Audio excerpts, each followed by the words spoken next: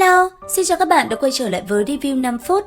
Ở cuối tập 60, sau khi La Phong phát hiện ra bảo vật, ở phía xa, đệ tam nguyên lão Mo Henderson cũng ngay lập tức xuất hiện. Và ngay sau đó, một cuộc chiến vô cùng mãn nhãn giữa hai người đã liền nổ ra.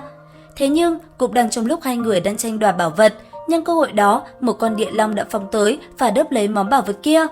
Sau đó, nó cũng nhanh chóng tiến hóa trở thành một con địa long vương. Tuy vậy, ngay vào khoảnh khắc cuối cùng, khi nó một lần nữa muốn chiếm lấy bảo vật, thì bất thình lình, Hồng đột nhiên xuất hiện và dùng lĩnh vực của mình lấy đi bảo vật. Con quái thú kia, thân thể của nó đã bị cắt làm đôi, hiển nhiên là không thể sống sót. Lúc này đây, cầm bảo vật trong tay, Hồng lặng lặng quan sát, dường như ông ấy đã đoán được món đồ này là gì. Tuy vậy, ông ấy vẫn nói La Phong thuật lại toàn bộ đặc tính của nó.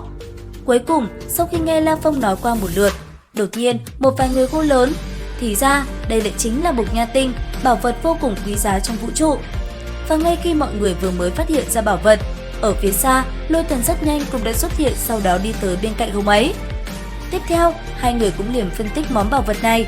Sau một hồi trao đổi, Lôi Thần cùng Hồng rốt cuộc đã hiểu.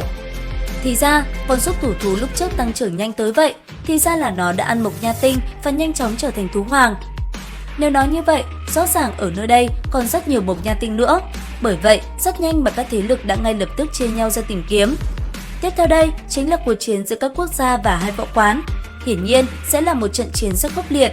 Còn La Phong và hai thân vệ, ba người cũng ngay lập tức được Hồng ra lệnh đi tìm kiếm bảo vật ở xung quanh nơi này. Còn Hồng và Lôi Thần, họ bây giờ cũng đã bắt đầu lao đi tìm kiếm bảo vật ở tại nơi đây. Rất nhanh, viên Mộc Nha Tinh thứ hai cũng đã được Hồng tìm thấy, quả nhiên là may mắn vô cùng. Còn La Phong, anh ấy vẫn đang thăm dò khắp nơi để tìm kiếm bảo vật. Và rồi, một mùi hương quen thuộc xuất hiện đã một lần nữa hấp dẫn anh ấy đi tới. Rất nhanh, chân đạp đội thiên toa, chỉ trong nháy mắt, La Phong cũng đã tới nơi.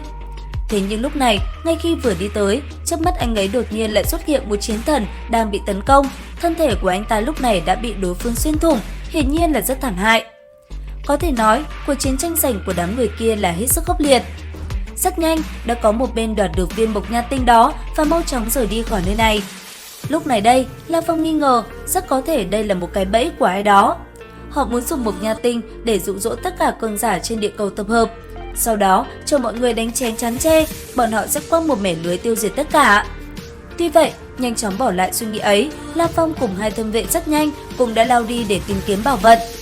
Thời gian trôi qua, các thế lực rốt cuộc cũng tìm kiếm thêm được vài viên Mộc Nha Tinh. Còn riêng Lôi Thần, sau khi phá vỡ đi một cái huyết động, ông ấy còn tìm thấy những hai viên Mộc Nha Tinh cùng một lúc, vận khí quả thật là quá tốt. Lúc này đây, chỉ trong thoáng chốc, nơi đây đã xuất hiện 5 viên Mộc Nha Tinh, các thế lực rất nhanh đều đã chiếm lấy cho mình lợi ích. Tiếp theo, mọi người lại tiếp tục tìm kiếm, và lần này, La Phong rốt cuộc cũng ngửi thấy mùi hương kia một lần nữa. Ngay lập tức, phá vỡ một khối đá lớn, La Phong nhanh chóng tiến về phía mùi hương kia. Và khi tới nơi, cảnh tượng trước mắt đã làm La Phong phải vô cùng kinh ngạc. Không tin được, trước mắt anh ấy lúc này lại xuất hiện liền 3 viên Mộc Nha Tinh, điều này làm La Phong vô cùng sung sướng. Tuy vậy, ngay khi La Phong tìm thấy bảo vật, ở phía sau anh ấy, cái tên đệ tam nguyên lão cùng với gấu Bắc Cực và đệ tử nguyên lão Hitty lúc này cũng vừa đi tới. Và không một chút chậm trễ, bọn họ liền lao về phía La Phong, hỏng tranh đoạt bảo vật. Thế nhưng đáng tiếc, La Phong đã cực kỳ nhanh tay. Ngay khi thấy đối phương, anh ấy đã liền lấy đi Mộc Nha Tinh và cất nó đi. Tuy vậy, La Phong làm sao có thể dễ dàng rời đi như vậy cơ chứ? Vì để giữ lại bảo vật, ngay lập tức, ba người kia đã liền vây công La Phong. Và sau một buổi chiến đấu, dưới sự công kích mạnh mẽ tới từ ba tên kia, La Phong rốt cuộc cũng không thể chống cự được lâu.